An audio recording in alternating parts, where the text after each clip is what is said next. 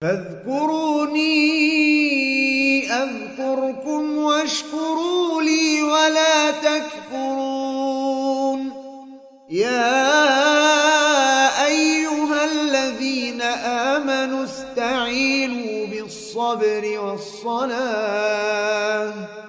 إن الله مع الصابرين والإيمان بأن التوبة فريضة على العباد. Dan juga yang di antara akidah kita agar kita meyakini bahwa taubat itu hukumnya fardu ain. Taubat hukumnya itu fardu ain ke atas seluruh makhluk. Ayyatubu ilallah min kabiril ma'asi wa saghiriha. Agar para hamba-hamba Allah senantiasa bertaubat kepada Allah Subhanahu wa taala dari maksiat-maksiat, baik maksiat-maksiat yang besar maupun maksiat-maksiat yang kecil. Ya. Itu di antara bentuk kewajiban.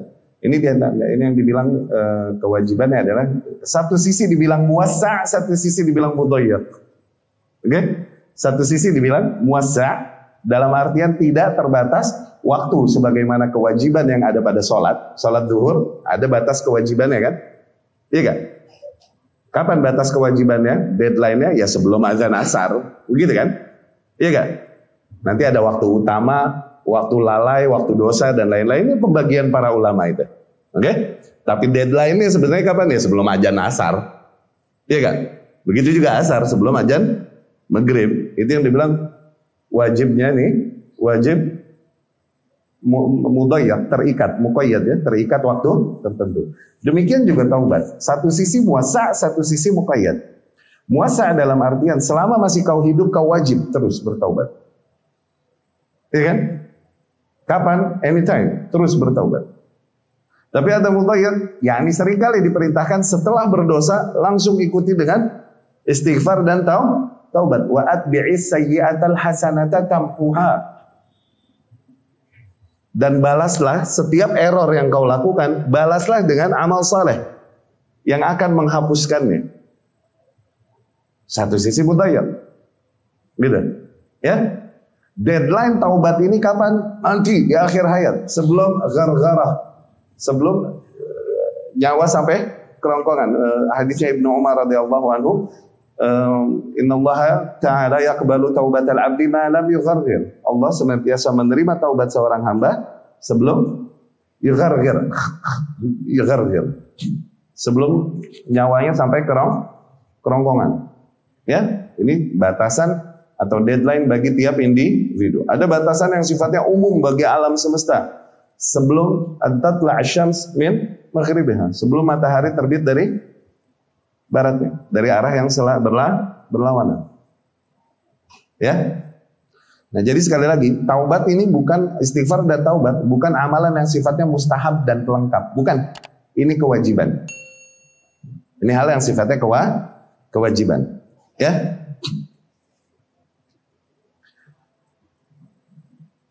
Kita lihat penjelasan dari Syekh Shalih Al-Fauzan hafizahullah. Yajib al-iman bi anna taubah fardun, at-taubah min adz-dzunub fard. Wajib kita mengimani bahwasanya taubat dari dosa-dosa itu hukumnya fardu. Fardu yakni diistilahkan oleh para ulama sebagian dimaksudkan untuk menekankan sesuatu yang lebih, yang sifatnya wajib tapi enggak sembarang wajib, bahkan sangat wajib, itu fard. Ya? Terutama dari golongan tadinya istilah ini yang membedakan antara fardu dengan wajib itu tadinya dari golongan Hanafiyah aja. Ulama-ulama lain lebih bilang wajib, fardu, iya, yakni dia juga. Kalau dilakukan lillahi ta'ala dapat pahala, kalau ditinggalkan jadinya dosa. Wajib, fardu, huwa. Dia juga. Okay? Tapi Hanafiyah membedakan antara wajib sama fard, ya kan? Fard adalah sesuatu yang wajib dan kewajibannya jelas dinaskan baik di dalam kitabullah dan sunnah Rasul sallallahu alaihi wasallam, atau pembagian yang ada pada mereka sebagaimana mereka membagi karahah, makruh. Okay? Ada makruh yang levelnya lebih dekat kepada haram, ada makruh yang levelnya lebih dekat kepada mubah, sehingga mereka membagi makruh menjadi karahah tanzih sama karahah tahrim. Ini pembagian ulama Hanafiyah. Tapi akhirnya istilah mereka dipakailah umum kalaupun bukan oleh para kelompok Hanafiyah. Ya, fard. Wa tubu ilallahi jami'an ayyuhal mu'minun. Allah Subhanahu wa taala berfirman, dan bertaubatlah kalian semua wahai orang-orang yang beriman kepada Allah Subhanahu wa taala, la'allakum tuflihun. Semoga kalian berjaya. Nah, dari ayat ini jelas bahwasanya di antara syarat inti kesuksesan, kejayaan adalah istighfar dan taubat. Istighfar dan taubat. Untuk mendatangkan pertolongan Allah Subhanahu wa taala sehingga datang pertolongannya, kemenangan darinya, kejayaan, baik dalam perkara umat ataupun perkara per individu, maka taubat adalah diantara syarat intinya, ya, memperbanyak istighfar dan taubat. Ya ayyuhalladzina amanu tubu ilallahi taubatan nasuha. Wahai orang-orang yang beriman, bertaubatlah kalian kepada Allah dengan taubat nasuha. Asa rabbukum ayyukaffir ankum sayyiatikum. Semoga dengan itu Rabb kalian akan menghapuskan dari kalian dosa-dosa kalian. Allah Ta'ala, Allah berfirman, wa man lam yatub faulaika humudz zalimun. Dan barang siapa yang tidak bertaubat, maka merekalah orang-orang yang zalim. Mereka yang berpaling dari kewajiban beristighfar dan bertaubat, adalah orang-orang yang memiliki kezaliman. Maka dapat tampak, semakin seseorang mempersering dan memperbanyak istighfar dan taubatnya, semakin terjauhkan dia dari sifat zalim. Semakin dia terjauhkan dari istighfar dan taubat, maka semakin kentallah dan semakin dominanlah sifat zalim pada dirinya. Dan barang siapa yang tidak bertaubat, maka merekalah orang-orang yang zalim. Makin terjauhkan seseorang dari astaghfirullah wa atubu ilaih, makin kadar kezaliman dominan pada jiwanya. Ajib. Fayajibu 'alal muslim ay yatuba min dhunubihi wa sayyiatihi wa la yastamirra 'alaiha aw yusirra 'alaiha wa yatasahal biha. Maka wajib ke atas seorang muslim untuk bertaubat dari seluruh dosa-dosa dan keburukannya dan tidak berkeras di atas dosa-dosa dan keburukannya atau menggampangkannya. Dan dia berkata, hadhihi sahlah, gampang, enteng. La yatasahal biha fahiya minal ma'asi. Seorang mukmin tidak boleh menganggap enteng perkara-perkara yang termasuk bentuk maksiat kepada Allah Subhanahu wa taala. Bal yubadir at-taubah. Mukmin idealnya, selayaknya harus dia justru bersegera untuk bertaubat, ya. Qala ta'ala, Allah Subhanahu wa taala berfirman, walladzina idza fa'alu fahisha aw zalamu anfusahum dzakarallaha fastaghfaru lidzunubihim. Orang-orang yang apabila mereka melakukan tindakan keji atau menzalimi diri mereka sendiri, mereka langsung teringat akan Allah dan kemudian memohon ampun dari dosa-dosa mereka. Wa may yaghfirudz dzunuba illallah. Siapa lagi yang dapat mengampuni seluruh dosa tersebut kecuali hanya Allah. Wa lam yusirru ala ma fa'alu wa hum ya'lamun. Dan mereka orang-orang yang tidak terus berkeras, tidak terus berdegil di atas kekeliruan mereka sementara mereka telah mengetahuinya, Ulaika jazaohum maghfiratum mir rabbihim wa jannat. Orang-orang demikian ganjaran bagi mereka adalah ampunan dari Rabb mereka dan juga surga. Fa'athnallahu 'alaihim wa wa'adahum. Jelas di sini Allah menyanjung mereka dan menjanjikan bagi mereka, yakni ampunan dari Allah Subhanahu wa taala dan ganjaran-ganjaran baik dari Allah Subhanahu wa taala. Innamat taubatu 'ala Allahi lil ladzina ya'maluna su'a bijahalah. Sesungguhnya taubat ke atas Allah, yakni Allah Subhanahu wa taala menerima taubat. Taubah 'ala Allah, yakni Allah Subhanahu wa taala menerima atau mengampuni taubat. Artinya demikian. Sesungguhnya taubat demikian itu bagi mereka orang-orang yang melakukan keburukan bijahalah, berangkat dari jahalah, berangkat dari kejahilan. Tsumma yatubun min qarib, kemudian mereka bertaubat segera. Faulaika yatubullahu alaihim, itu orang-orang yang Allah terima taubat mereka. Wa kana Allahu aliman hakima, dan Allah adalah zat yang maha mengetahui lagi maha bijaksana. Tuh. Ayat ini juga perlu difahami. Ya'maluna su'a bijahalah. Orang-orang yang melakukan dosa bijahalah, dengan kejahilannya. Apakah maknanya yang diterima taubatnya oleh Allah Subhanahu wa taala hanyalah mereka yang melakukan dosa berangkat dari kejahilan dalam artian ketidaktahuannya? Paham nggak? Hah? Karena ayat ini menunjukkan ini.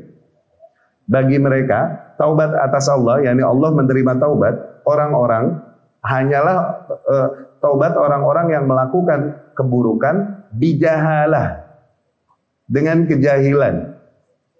Yani ente nggak tahu puasa nih Ramadan wajib, terus ente makan 2 bakul. Baru tahu, oh astagfirullah, kirain mah nggak wajib Ramadan teh, gitu. Terus baru Allah ampuni begitu? Mana ayat ini demikian nggak? Lah, karena kalau orang melakukan dosa, tapi emang jahil dia nggak tahu, nggak ada yang perlu nggak ada yang perlu diampuni, toh dia nggak dosa. Maka jahil di sini semua orang yang berbuat dosa zalim dan dia terhitung jahil, gitu maksud. Ya, berangkat dari kejahilan dirinya. Ya, berangkat dari kejahilan dirinya, itu maksud. Ya, bukan maknanya ayat ini hanya membatasi ampunan Allah hanya bagi mereka yang berbuat dosa berangkat dari ketidaktahuan. Ya, kalau gitu tertutuplah akhirnya banyak pintu-pintu ampunan Allah Subhanahu wa taala, tidak terrealisasikanlah akhirnya sifat Allah Subhanahu wa taala, di mana Allah Subhanahu wa taala mensifati dirinya sebagai Maha Pengampun, Maha Pemaaf. Tuh. Ini juga di antara hikmah seseorang memahami takdir dengan baik. Kenapa Allah takdirkan maksiat kepada hamba? Tayyib. Maksiat yang kita lakukan takdir gak? Kecuali itu qadariyah. Enggak di Rahmi Hatta ngajinya qadariyah. Di sana enggak tahu di mana. Dia di Basrah. Ma'bad. Oke.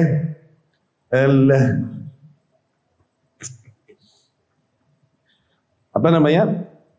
Ditakdirkan dosa-dosa bagi para hamba di antara hikmahnya adalah Allah Subhanahu wa taala mensifati dirinya dengan ampunan yang luas. Allah menamai dirinya Al-Afu, Al-Ghafur. Tuh. Ini mesti terrealisasikan bahwa Allah Maha Pemaaf, bahwa Allah Maha Pengampun.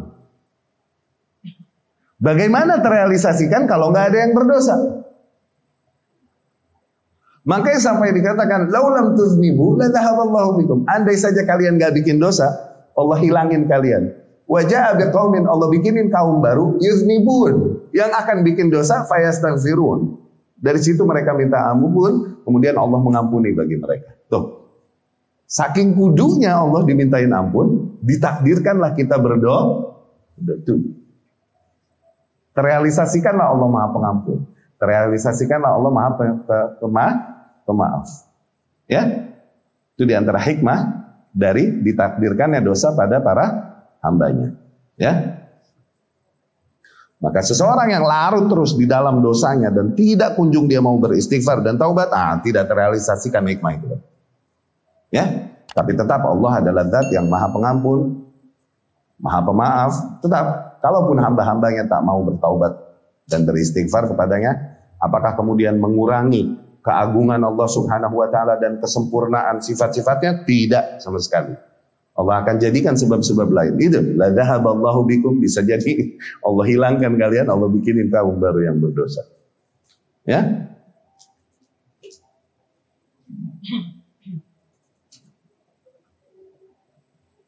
Zain. Allah berfirman, "Wa laysat at-taubatu lil ladzina ya'maluna sayyi'at hatta idza hadara ahadahumul maut qala inni tubtu al-an." Dan taubat ini enggak kaci buat orang-orang yang berbuat keburukan-keburukan sehingga ketika dikit lagi mati dia baru bilang, "Ane taubat sekarang." Begitu. Ini mereka tidak mendapatkan taubatnya. Ya, ini yang dimaksud dari hadisnya Abdullah bin Umar tadi radhiyallahu anhu. Ya, Allah Subhanahu wa taala senantiasa menerima taubat para hamba yang malam yugharghir, sebelum nyawanya sampai ke kerongkongannya. Idza hadara mautu la tuqbalu taubah, ketika kematian telah menghadiri kita maka taubat tak lagi diterima.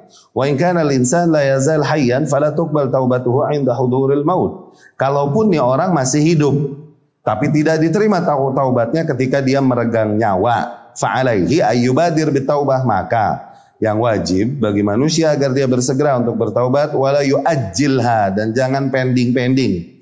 Faura ma yukhti, setiap kali berbuat kesalahan yatub ilallah, langsung dia bertaubat kepada Allah. Wal insan laisa ma'suman yaqa minhu khata, dan bagaimanapun manusia ini bukan makhluk yang maksum, yang terjaga dari dosa, enggak mungkin.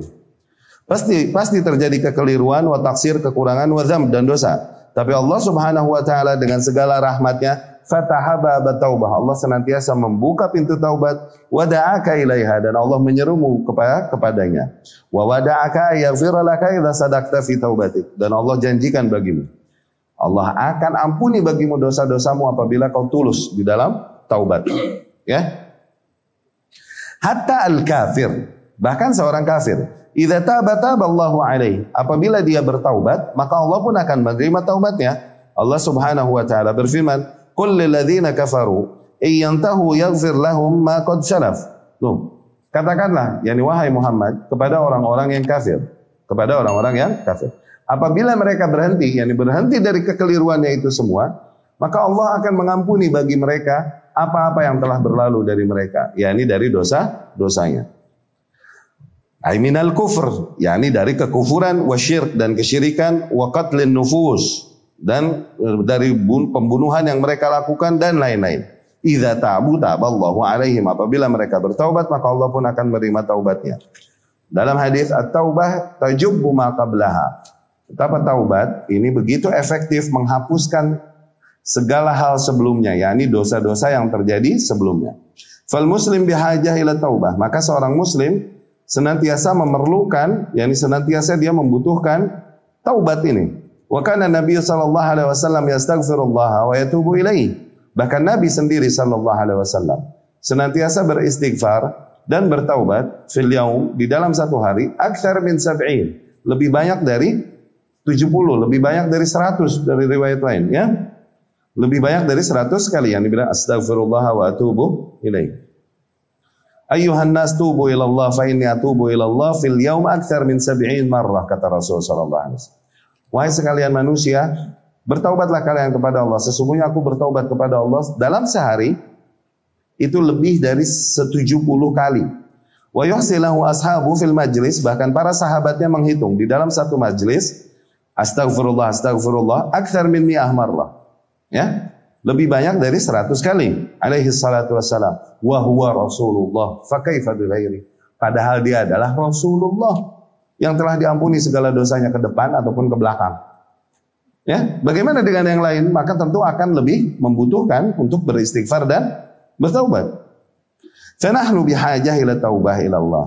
Wal insan laisa ma'suman yaqa minhu dzunub wa yaqa minhu taqsir wa yaqa minhu khata, fa huwa bihajah ila taubah.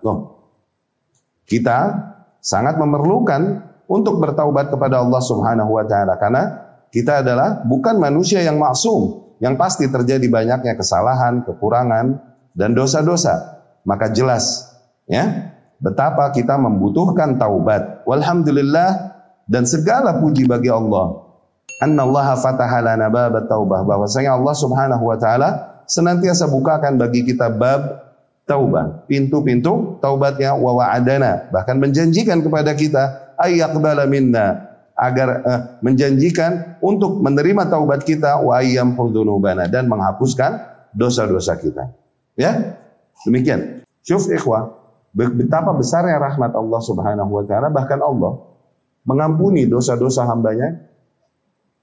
Ini bagi hak Allah, ya, bagi hak Allah. Tetap bagi hak hamba mah wajib dia untuk beristighfar dan bertaubat. Tapi Allah mau mengampuni dosa-dosa hambanya. Kalaupun dia tidak beristighfar dan bertaubat, Allah mau ampunin, Allah ampunin. Saking tumpah-tumpahnya rahmat Allah Subhanahu wa ta'ala, menggambarkan betapa luas rahmatnya, sebagaimana yang digambarkan Rasul sallallahu alaihi wasallam. Allah menjadikan rahmat 100 bagian, dan satu bagian ini Allah turunkan di muka bumi, yataraham bainahal khalaik, yang para makhluk berbagi yang dari 1% itu doang. 99 Allah keep untuk merahmati hamba-hambanya. Allahu Akbar. Ini diantara hikmah, diantara poin yang disampaikan Syekhul Islam rahimahullah Ibnu Taimiyah ketika mentafsirkan firman Allah Subhanahu wa taala. Innallaha la yaghfiru an yushraka bihi wa yaghfiru ma duna dzalika liman yasha. Sesungguhnya Allah Subhanahu wa taala tidak mengampuni ketika dia disyirikkan. Dan mengampuni dosa-dosa selain itu yang di bawah kesyirikan bagi siapapun yang dikehendaki. Ya. Beberapa poin yang diambil dari ayat yang singkat ini, beberapa poin yang diambil adalah yang pertama, dosa kesyirikan adalah dosa yang paling tinggi. Yang dimana dosa-dosa lain duna dzalik, di bawah itu. Dosa terbesar. Ya. Poin kedua yang difahami dari ayat tersebut adalah bahkan kesyirikan pun Allah ampuni, bukan tidak Allah ampuni. Yang dimaksud di ayat itu Allah tidak ampuni adalah apabila seorang hamba mati di atas kesyirikan dan tidak bertaubat darinya. Itu Allah nggak ampuni. Tapi kalau dia hidup dan beristighfar, bertaubat dari kesyirikannya, diampuni. Demikian para sahabat senior radhiyallahu anhum mukhtaramin yang mengalami dua masa jahiliyah dan masa Islam. Diampuni nggak oleh? Diampuni dan kemudian menjadi manusia-manusia terbaik.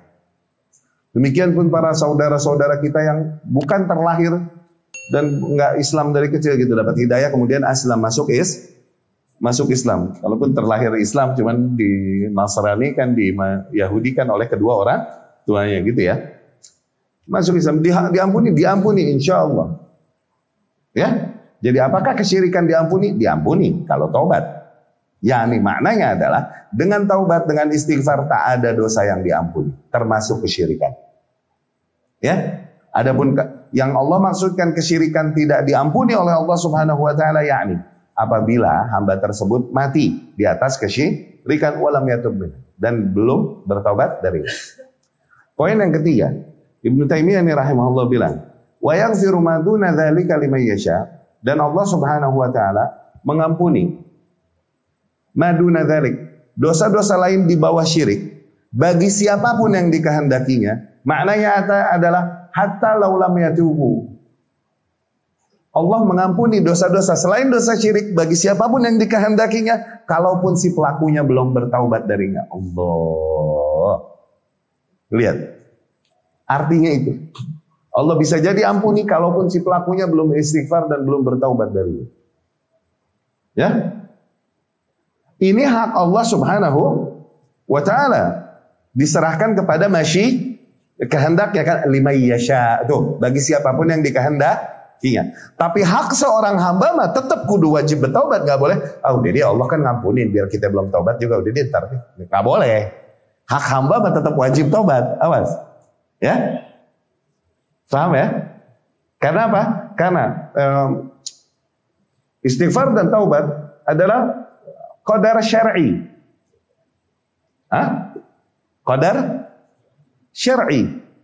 Adapun Allah mengampuni bagi siapapun yang dikehendakinya, kalaupun nggak bertaubat, itu qadar kauni kumaha Allah. Wa mah gimana Allah aja diserahkan kepada kehendaknya tadi.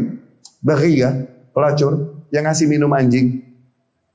Ada cerita dia istighfar taubat gak? Tapi dibilangnya di situ diampunin gak sama Allah?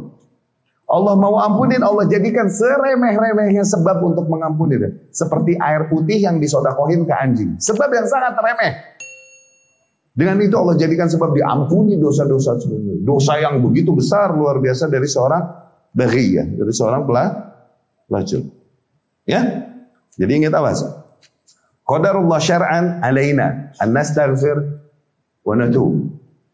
Takdir Allah, yakni hukum syar'i. Hukum syar'i agar kita, wajib atas kita untuk senantiasa beristighfar dan bertaubat. Tapi qadarullah kaunan, tapi qadarullah kauniyah, terserah Allah Subhanahu wa taala. Bisa jadi Allah Subhanahu wa taala mengampuni dosa hamba-hambanya kalaupun hambanya tersebut belum bertobat, bisa jadi.